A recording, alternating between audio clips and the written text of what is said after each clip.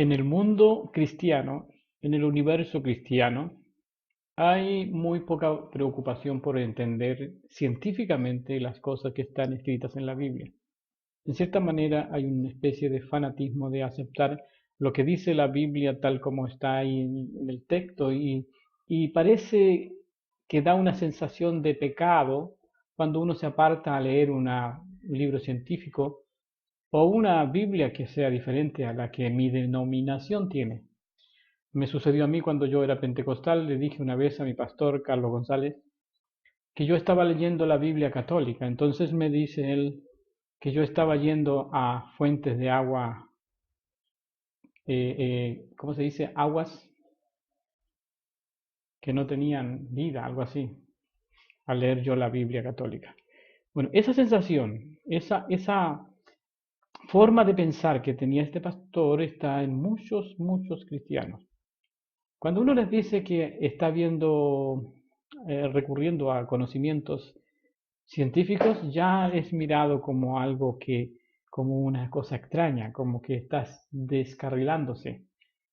Pero es totalmente lo contrario. Si miramos las cosas desde el punto de vista de Dios, Dios ama tanto a moros como a cristianos. Dios ama a justos y a injustos. Los ama a todos. Él no quiere que el impío se pierda, que el injusto se pierda.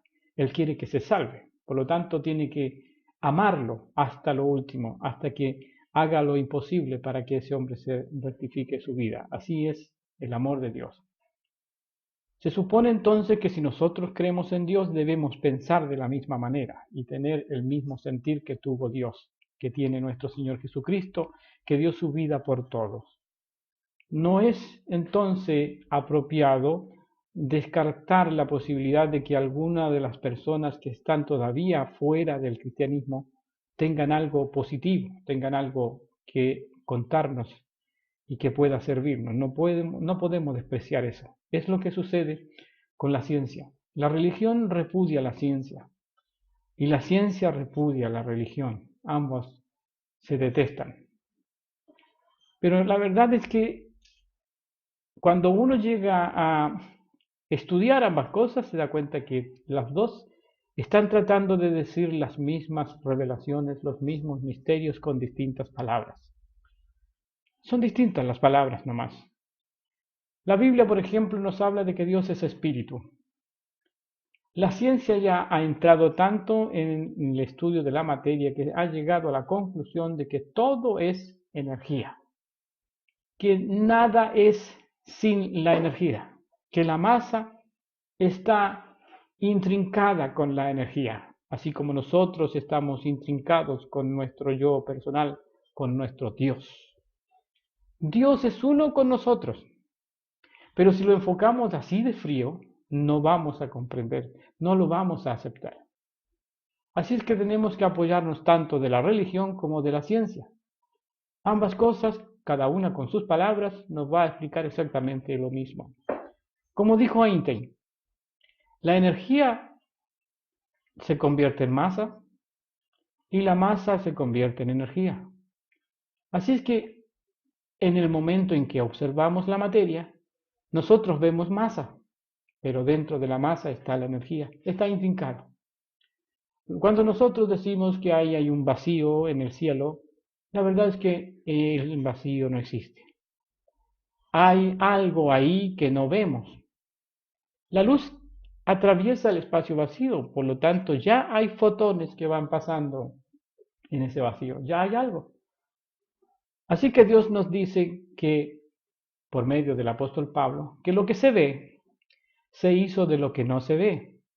Pero también nos dice el apóstol Pablo, que fue iluminado con tanto conocimiento desde el punto de vista religioso, acerca de problemas científicos, con palabras espirituales y con palabras religiosas, nos habla de lo que es la ciencia, el apóstol Pablo. Y nos dice que esto que se ve, se hizo de lo que no se ve, pero que lo espiritual, que está dentro de nosotros, no es primero, que lo primero es lo material y lo segundo es espiritual. Y Dios nos da testimonio de esto en las Escrituras. El primer hombre fue hecho del polvo de la tierra y es inferior al segundo hombre, el cual es espíritu. El segundo hombre es Cristo. Allí nos está demostrando de que lo segundo, que es lo espiritual, es lo definitivamente eterno y que eso que es segundo es lo primero, es decir, es lo que permanecerá para siempre según los planes y los pensamientos que Dios tuvo al principio. Por lo tanto, toda esta parte material es un espejismo, es solo un reflejo.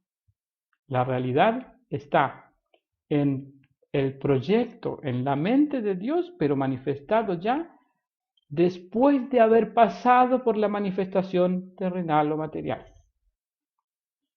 Esa es la verdad bíblica.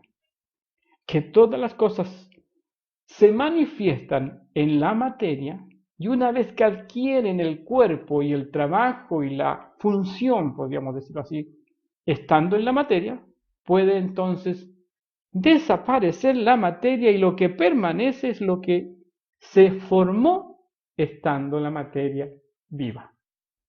No sé si me entienden.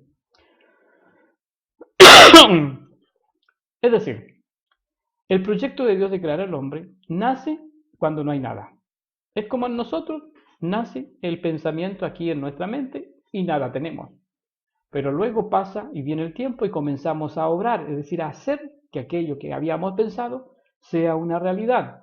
Entonces, el pensamiento creó y luego pasó un tiempo y se manifestó lo que estaba en el pensamiento. Lo que dice el Jean-Pierre Garnier es algo muy similar. Él dice que todos los pensamientos son futuros potenciales, por supuesto. Que todo lo que pensamos lo hacemos, lo creamos. Ya sea que lo hagamos o no lo hagamos, ya lo creamos. Eso dice Garnier. Y eso es lo que hace Dios con sus pensamientos. Él pensó antes que nosotros y antes que la creación, que esto que está viendo usted, que estoy viendo yo, iba a ser una realidad. Fue él el primer observador de las partículas. Los hombres se maravillan ahora cuando observan estas cosas en las partículas y ven algo que llaman, ¿cómo es que le dicen ellos a ese mundo de posibilidades? Son todos posibilidades, estando las partículas sin transformación, sin estar en determinada función, cumpliendo ninguna tarea. Las partículas son algo que no se puede predecir. Es algo impredecible. Es una incertidumbre para el observador observar tanta posibilidad de cosas. Entonces, no hay que quedarse ahí porque eso no es lo primero. Lo espiritual no es lo primero. Es lo terrenal lo primero. Tiene que manifestarse lo que hay en el observador y una vez que se manifiesta se puede decir que es real.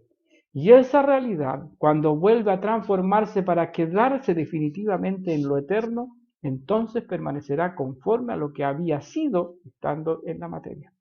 Así es que la materia tiene que manifestarse y luego desaparecer para que se lleve a cabo el verdadero plan de Dios. Y eso es lo que ocurre con nosotros.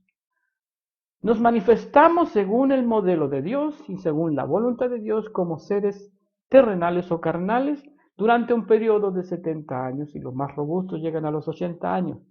En todos esos 70, 80 años tenemos que formar al hombre que ha de permanecer eternamente, es decir, al individuo que ha de permanecer eternamente. Nosotros lo fabricamos con nuestros pensamientos y con nuestras emociones. Va a depender de qué escogemos, de todas las que nos han dado debajo del sol, como dice Salomón. Que debajo del sol hay mucha vanidad, mucho que aprender, mucha sabiduría que adquirir, hay mucha experiencia que pasar para que al final podamos formar un hombre perfecto o una mujer perfecta.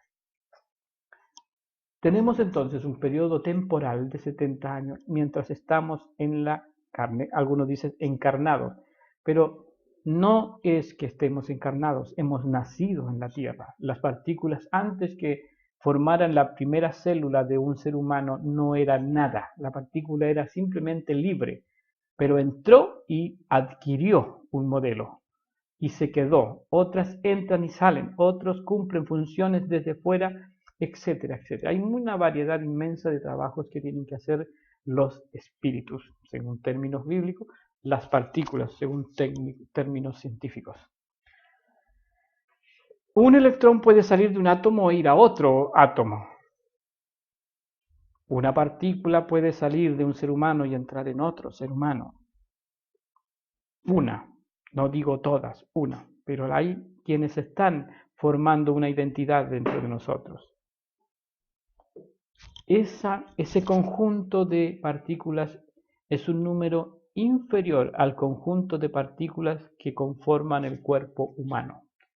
Por lo tanto, es muy sutil cuando se desdobla definitivamente una persona, es decir, cuando viene la muerte para este cuerpo, automáticamente uno de esos dos es tomado para vivir eternamente y el otro es dejado para volver a ser polvo.